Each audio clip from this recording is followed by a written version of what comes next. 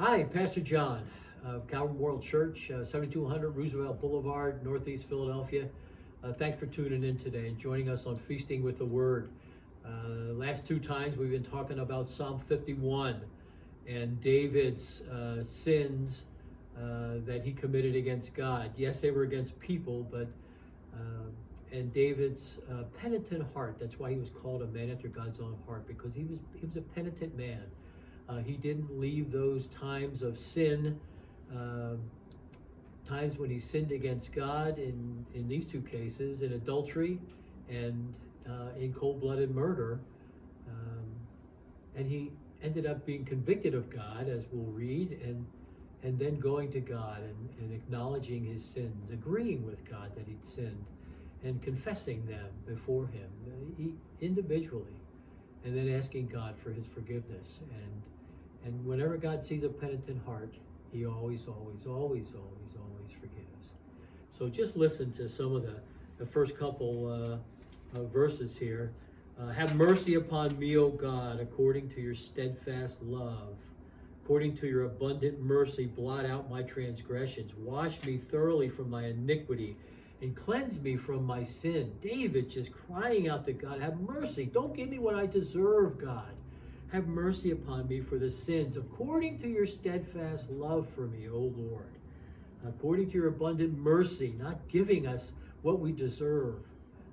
Lord, give me mercy instead. Don't grant to me, in those days, cold-blooded murder. The law, God's law said that in cold-blooded murder, that the avenger of death would come and take that person's life, the nearest, closest male family member, the man that David had murdered. And he's asking for mercy. David knew this was his punishment, but he was asking God for mercy. Wash me thoroughly, cleanse me, O Lord, for I know my transgressions. He's acknowledging them. He's acknowledging that he's transgressed the moral laws of God. And my sin is ever before me. He has a penitent heart. He's just, if we could watch him here, back then, those thousands of years ago, we would see that David's like crying his eyes out here. Against you and you only have I sinned. He acknowledged that his sins were against God and done what is evil in your sight. And you are justified and blameless in whatever judgment you bring to me.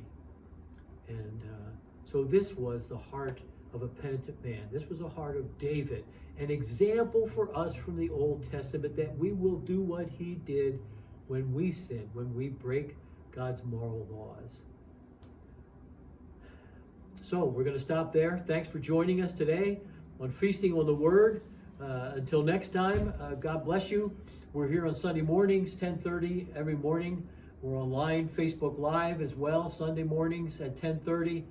So join us, subscribe to us, push that little red button, share us, comment, like us. And until next time, Lord bless you, and we'll see you then.